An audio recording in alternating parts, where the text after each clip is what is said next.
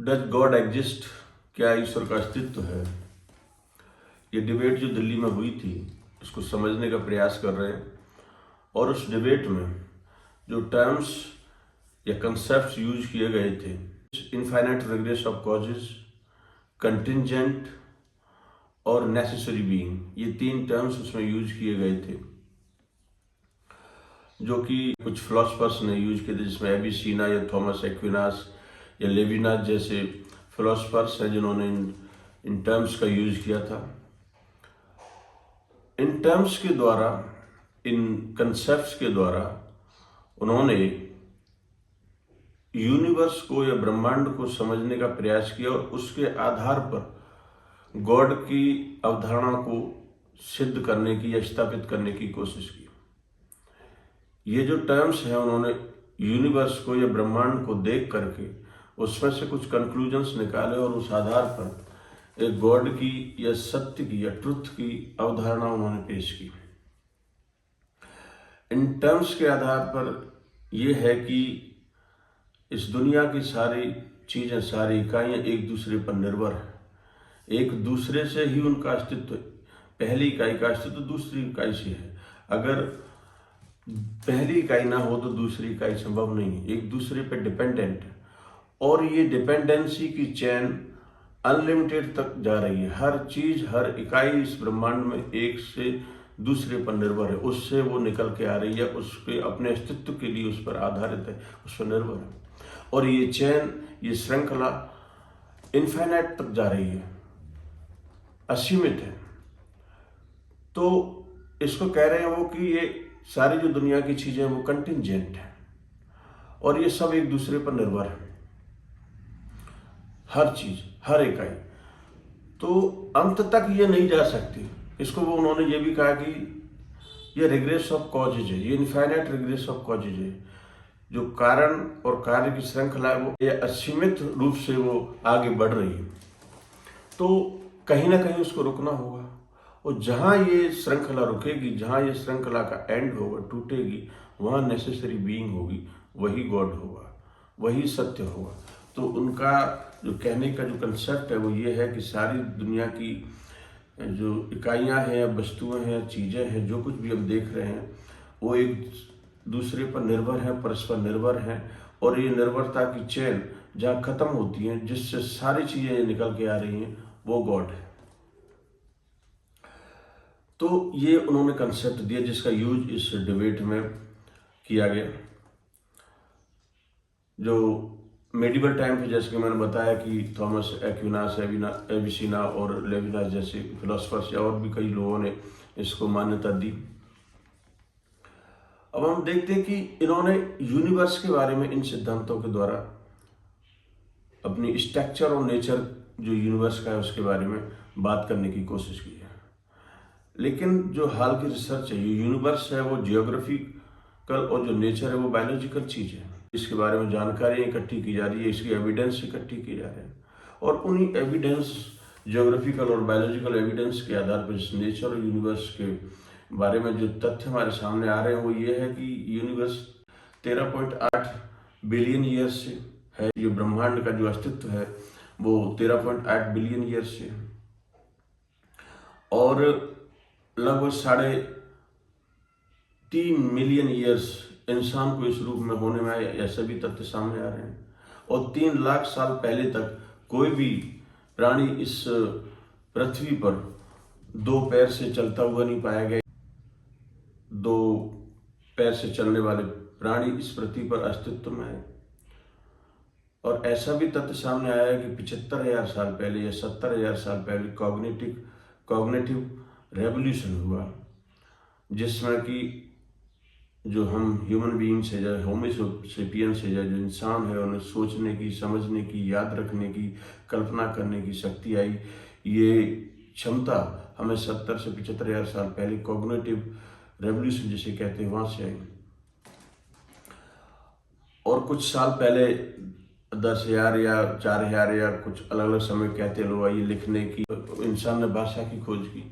तो ये क्रमिक विकास दिख रहा है। और अगर बायोलॉजिकल उसमें देखेंगे तो वाटर में पहले एक सिंगल सेल का जन्म हुआ, उसके बाद मल्टी सेल हुई, मल्टी सेल से पानी में भी और जमीन पर जीने वाले जीवों का जन्म हुआ और वहाँ से धीरे धीरे कई सेल्स डेवलप हुए और इंसान उसी में से एक है। ऐसा कहा जाता है कि साइंस ऐसा कह रहा है कि 1 ट्रिलियन स्पीसीज है इस धरती पर, जिसमें से हम सिर्फ 18 लाख या 19 लाख तक का नामकरण कर पाए अभी तक। बाकी जो स्पीसीज है उसके बारे में हम जानते नहीं।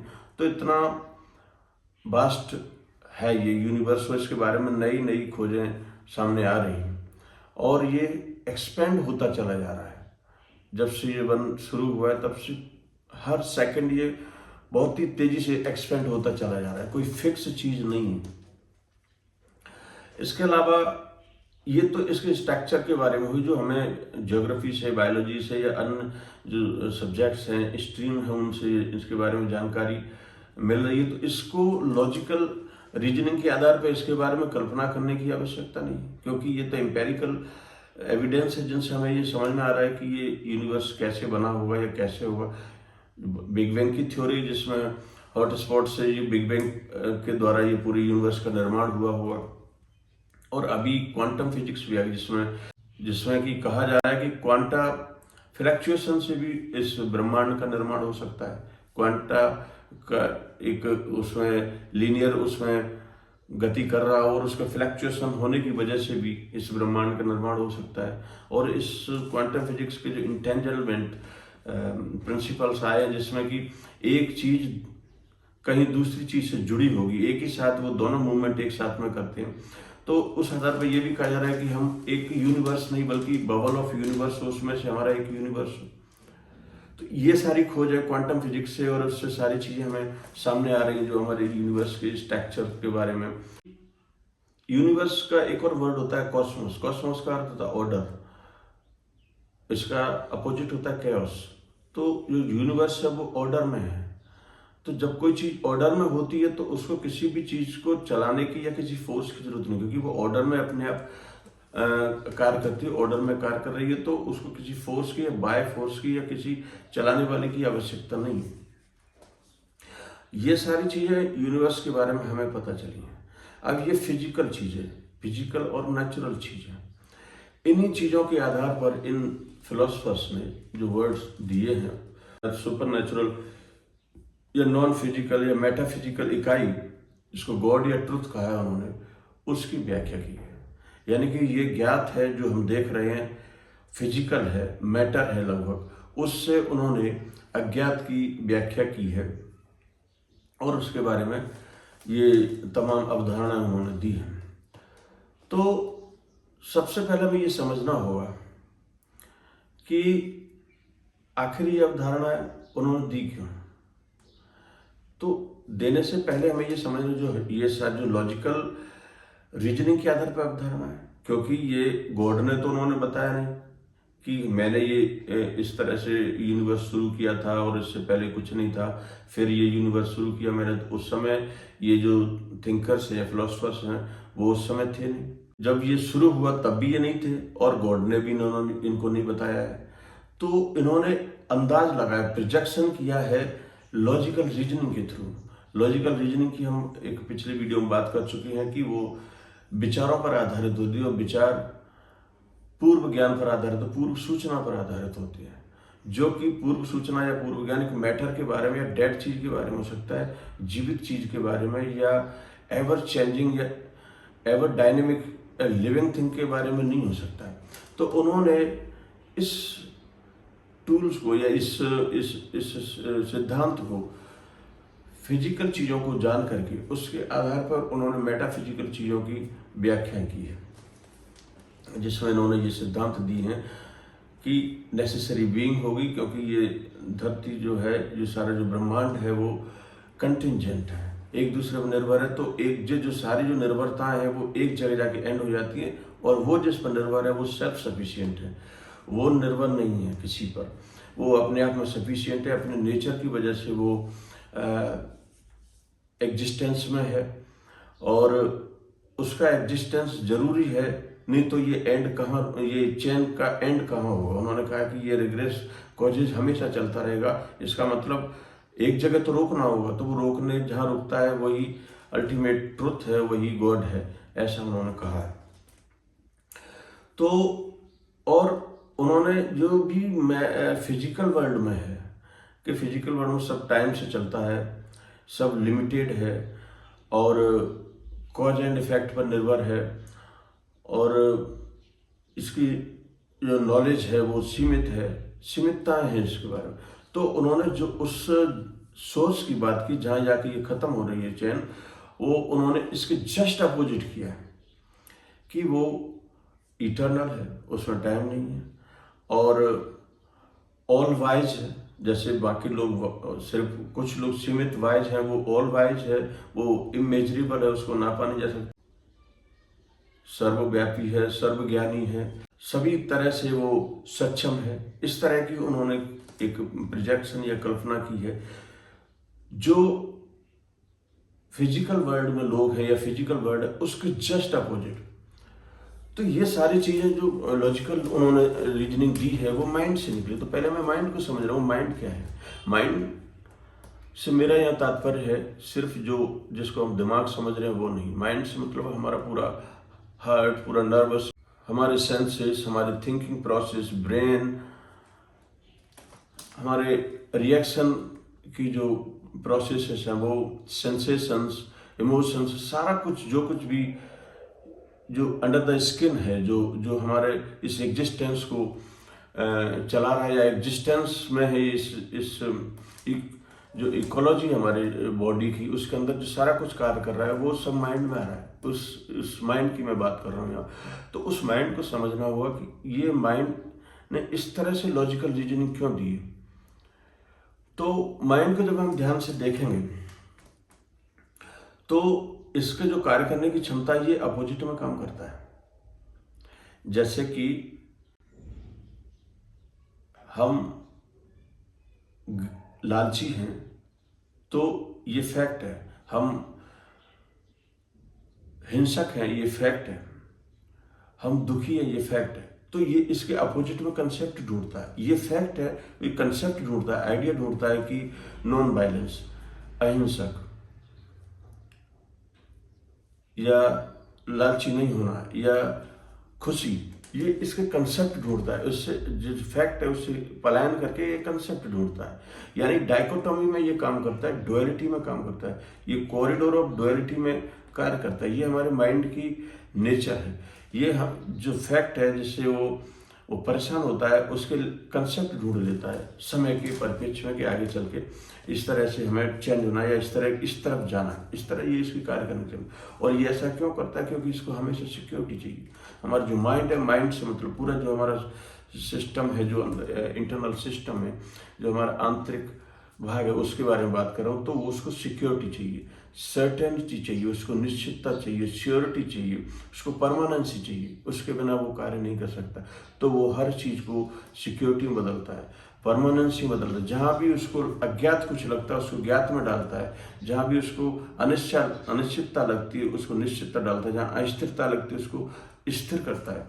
तो हमको जो कंसेप्ट, जो वर्ड समझ में आ रहा है, जो यूनिवर्स समझ में आया, वो तो हमें देख लिया, लेकिन हमारे सारे सवालों के जवाब नहीं आ रहे थे फिर भी। तो हर जो चीज़ हमें समझ नहीं आया इसके अपोजिट उन्होंने डाल करके इसको स्थिर कर दिया कि ये गॉड है और वो वो उस टाइम से परे है, वो इम्पेरिशेबल है, इमेजरेबल है। जो जो इंसान या प्रकृति में या यूनिवर्स में हो सकता है उसका ठीक अपोजिट, क्योंकि अपोजिट में जाके स्थिर हो गए तो हम निश्चिंत हो गए, हम सर्टेन हो गए, हमें कोई फिर खतरा नहीं। हमारा जो पूरा माइंड है वो 2400 घंटे हर समय खतरे को पहचानता रहता है और खतरे को दूर करने के लिए कार्य करता है। तो अगर हमें इन सवालों के जवाब नहीं मिलते तो हम खतरे में रहते, अनिश्चितता में रहते। तो उसको दूर करने के लिए उसने लॉजिकल रीजनिंग के द्वारा इस तरह से उन चीज़ों को फिजिकल प्रेमिसेस के आधार पर, फिजिकल आधारों पर उन्होंने नॉन फिजिकल या मेटाफिजिकल इकाई की व्याख्या की है। और वो ऐसा इसलिए करता है क्योंकि हम सर्वाइवल बीइंग हैं। हम हर हालत में, हमारी जो प्राइमरी ड्राइव है या प्राथमिक आवश्यकता है वो सर्वाइव करना है, अपने आप को बचा के रखना, अपने अस्तित्व को बचा के रखना, इसके लिए हमारा ये पूरा सिस्टम या माइंड हमारा काम करता है। तो वो किसी भी रूप में अज्ञात में नहीं रह सकता, अनिश्चितता में नहीं रह सकता, और उसको हर हालत में निश्चितता चाहिए, सर्टेनिटी चाहिए और श्योरिटी चाहिए, और परमानेंस से हमेशा रहना भी चाहता है। इन्हीं चीज़ों की वजह से हमारे माइंड ने ये लॉजिकल रीजनिंग निकालता है कि अब आप देखिए कि मेटाफिजिकल चीज को, मेटाफिजिकल इकाई को उन्होंने फिजिकल इकाई के आधार पर परिभाषित कर दिया, जबकि जो फिजिकल जो और इसका आधार है विचार, जो लॉजिकल रीजनिंग है उसका आधार है विचार, और विचार हमेशा पास्ट के होते हैं, विचार हमेशा पास्ट नॉलेज है, और पास्ट नॉलेज के आधार पर हमने सत्य को जान लिया, जो कि सत्य हमेशा जीवंत है, प्रेजेंट में है, हमेशा रहता है, एवर चेंजिंग है। सत्य कभी डेड नहीं हो सकता है, लेकिन हमने उसको डेड या फिक्स करने की कोशिश की है, स्थिर करने की कोशिश की है, क्योंकि हम डरते हैं अस्थिरता से, अज्ञात से हम डरते हैं, अनिश्चितता से हम डरते हैं। तो ये हमारे माइंड के कार्य करने की क्षमता है। इस वजह से हम इस तरह के प्रोजेक्ट करते रहते हैं। और ये जो उन्होंने सिद्धांत दिया था, तो उन्होंने कहा कि गॉड अलग है और ये यूनिवर्स को वो चला रहा है, यूनिवर्स वहाँ शुरू होता, तो यूनिवर्स ही क्यों नहीं शुरुआत हो सकती वहाँ से, और ऐसा यूनिवर्स कार्य कर रहा है इस तरह से, ये क्यों जरूरी है कि हमें उसको निश्चित करना जरूरी है। ये जो रिग्रेस ऑफ कॉजेज है, क्यों जरूरी है कि वो अनलिमिटेड नहीं हो सकती, हम उसको निश्चित क्यों करना चाहते, एक जगह उसकी चेन को खत्म क्यों करना चाहते हैं। ये सारे हमारे माइंड की कार्य करने की प्रवृत्ति है, इसकी मॉडस ऑपरेंडी है हमारे माइंड की। तो हमें ये समझना होगा हमारा माइंड कैसे काम कर रहा है, क्योंकि लॉजिकल रीजनिंग के आधार पर अगर कोई भी चीज़ की व्याख्या इस धरती पर की गई है तो वो हमारे माइंड से निकली है। तो माइंड को समझना बहुत आवश्यक है कि माइंड हमारा कैसे कार्य कर रहा है, और अगर हमारा माइंड विचारों के आधार पर कार्य कर रहा है तो वो किसी भी तरह से अज्ञेय को, अज्ञात को या सत्य को नहीं जान सकता है। विचार सिर्फ डेड चीज को, मृत चीज को और पास्ट की चीज को भी जान सकते हैं, और जिसमें मूवमेंट अपना नहीं है, जो चेंज नहीं हो रही है, उसी चीज को जान सकते हैं। और जो हमेशा चेंज हो रही है, पल पल बदल रही है, पल पल जीवित है, उसको विचार नहीं जान सकता है। तो अगर ईश्वर को जानना है या ईश्वर को समझना है तो हमें विचारों से परे जाना होगा, विचारों की दुनिया से बाहर जाना होगा, हर हालत में विचारों को रोकना होगा, क्योंकि जहाँ विचार के प्रवेश होगा, जहाँ थिंकिंग एंटर करेगी, हम गॉड को समझ ही नहीं सकते हैं, हम उस सत्य को समझ ही नहीं सकते हैं। और एक ये चीज भी देखना होगा कि गॉड और सत्य एक है या नहीं, क्योंकि सत्य कभी भी मृत नहीं हो सकता, वो एवर चेंजिंग है, एवर प्रेजेंस है, वो हमेशा प्रेजेंस में, कभी भी वो पास्ट हो ही नहीं सकता। यही हम कई जगह प्रकृति में भी देख सकते हैं। तो सत्य को या गॉड को जानने के लिए ये विचारों की जो लॉजिकल या एनालिटिकल या एवेल्यूशन प्रोसेसेस, और उसके आधार पर जो कंसेप्ट निकाले जाते हैं, आइडियाज निकाले जाते हैं, वो किसी भी रूप में उसको नहीं समझ सकते। सारे आइडियाज, कंसेप्ट और सारे जो विचार हैं, जिस समय रुकते हैं, उस जो स्थिति बनती है, उस स्थिति में हम उसका अनुभव कर सकते हैं, उसको रियलाइज कर सकते हैं। और इसके लिए हमें अपने माइंड को समझना होगा कि किस तरह से हमारा माइंड कार्य करता है, कैसे विचार कार्य करते हैं, विचार क्या होते हैं। जब तक इसकी सही समझ नहीं होगी, विचार रुकेंगे नहीं, और विचारों की दुनिया से बाहर जा नहीं सकते, विचारों से परे जा नहीं सकते, तो उस चीज़ को भी नहीं जान सकते जो विचारों से परे है, समय से परे है, हर माप से परे है, जो नेमलेस है, जो हमारे जितनी भी कल्पना है उससे परे है। उसको जानने के लिए हम विचारों की और माइंड की इस एक्टिविटीज को समझ के इससे परे जाने की आवश्यकता है।